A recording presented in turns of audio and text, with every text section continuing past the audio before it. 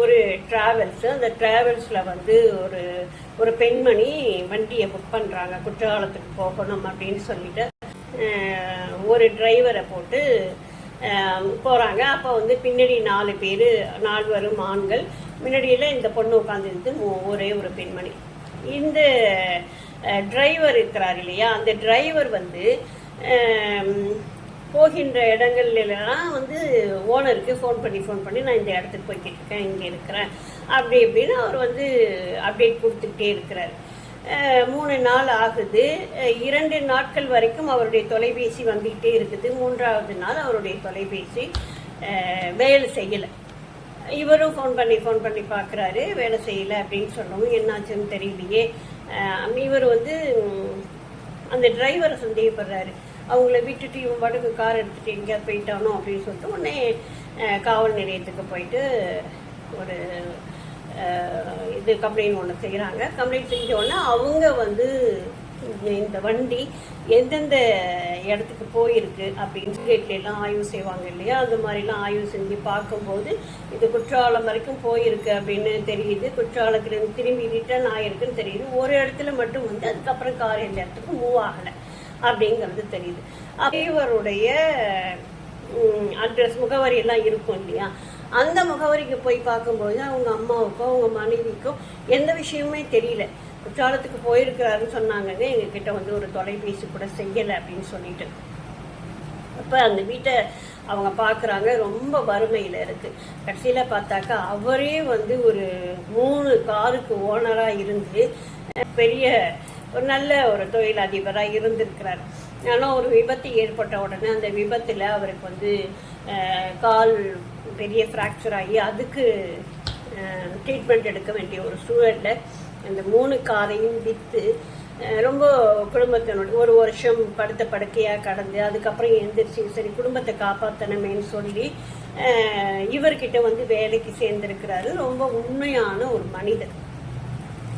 கடைசியில் அவரை பற்றின எல்லா விஷயமும் தெரிஞ்சோன்னே இவங்க வந்து சரி இந்த வண்டியில் ஏறினாங்க, புக் பண்ணாங்க இல்லையா, அவங்களே பார்ப்போம் அப்படின்னு சொல்லிட்டு அவங்கள போய் பார்த்தாக்கா அவங்க கொடுத்த முகவரி பொய், அவங்க கொடுத்த பேர் பொய், அவங்களுடைய செல்ஃபோன் நம்பர் பொய், எல்லாமே பொய்யா இருக்கும்போது ஒரு சந்தேகம் வருது. சரி என்ன செய்யலாம் அப்படின்னு சொல்லிட்டு அதுக்கு மேலே காவல்துறை வந்து அது கொஞ்சம் தீவிரமாக ஆய்வு பண்ணுறாங்க. அப்போ வந்து அந்த பெண்ணுடைய பேர், அந்த புகைப்படம், அந்த இதெல்லாம் தெரியும் இல்லையா, அதை வச்சு நம்ம கொஞ்சம் ஆய்வு செய்யும்போது அவங்க ஒரு வழக்கறிஞர் அப்படிங்கிறது தெரியும். வழக்கறிஞரா அப்படின்னு சொல்லிட்டு அது அந்த பக்கம் போய் கொஞ்சம் ஆய்வு பண்ணும்போது அவங்க ரொம்ப ஆடம்பரமாக இருப்பாங்க, வழக்கறிஞர் அப்படி இப்படின்னு எல்லாமே தெரியும் போது சரி இவங்களை பற்றி நான் டீட்டெயில் தெரிஞ்சுக்கலான்னு சொல்லிட்டு ரொம்ப தீவிரமான ஒரு கண்காணிப்புக்கு போகும்போது அந்த பொண்ணு இதை வந்து ஒரு இடத்துல மறைஞ்சிருக்காங்க அப்படின்னு தெரிஞ்சு அவங்கள போய் கைது பண்ணிட்டாங்க. அந்த கார் வந்து வேற ஒரு இடத்துல நிற்கிது. அந்த காரை போயிட்டு பார்க்குறாங்க. அந்த காரோடைய பிளேட் நம்பர்லாம் மாறி இருக்குது, நம்பர் பிளேட் மாறி இருக்குது. அதோட ஒரு 5 நாள் சென்று அந்த கார் டிரைவருடைய பிணம் வந்து ஒரு ஆத்தங்கரைக்கிட்ட கிடக்குது. அதை போய் அதை போய் எடுத்துகிட்டு வந்துடுறாங்க. அப்போ வந்து அந்த குடும்பம் ரொம்ப கதறி அழுவுது. அப்புறம் வந்து இந்த பெண்மணியோடைய இதை போய் பார்த்தோம்னாக்கா இந்த பெண்மணிக்கு இதே ஒரு வேலையாக தன்னுடைய ஆடம்பர வாழ்க்கைக்காக ஒரு காரை புக் பண்ண வேண்டியது, 4 பேரும் சேர்ந்து போக வேண்டியது. இந்த பெண் முன்னாடி உட்காந்துக்கிட்டு இடையில எங்கேயாவது கொஞ்சம் ஆள் நடமாட்டம் இல்லாத ஒரு இடத்துல காரை நிறுத்தி போய் எதையாவது போய் வாங்கிட்டு வாங்க, டீ வாங்கிட்டு வாங்க, பிஸ்கெட் வாங்கிட்டு வாங்கன்னு சொல்லிட்டு டிரைவர் அனுப்பி விடுறது. டிரைவர் இறங்கி போனோன்னா அந்த காரை இவங்க எடுத்துகிட்டு கிளம்பிடுது. இது மாதிரி ஒரு 2-3 காரை அவங்க பண்ணியிருந்திருக்காங்க. அந்த கார் அதுக்கப்புறம் நம்பர் பிளேட்லாம் மாற்றி வித்துறது. ஆனால் இவர்கிட்ட சொல்லவும் இவர் என்ன பண்ணியிருந்திருக்கிறாரு, இவர் ஏற்கனவே 3 கார் வச்சிருந்து பண்ணினதுனால அதனுடைய வலிகள் வேதனைகள் எல்லாமே இவருக்கு தெரிஞ்சிருக்கு. நம்ம ஓனருக்கு வந்து துரோகம் பண்ணக்கூடாது அப்படிங்கிற ஒரு எண்ணத்தோட, உண்மையாக இருக்கணும் அப்படிங்கிற ஒரு எண்ணத்தோடு அவர் இருந்திருக்கிறார். அதனால் இவர் என்ன செய்யறாரு, எப்போ இறங்கி போனாலும் காரு கீயை வந்து எடுத்துகிட்டே போயிருந்திருக்காரு.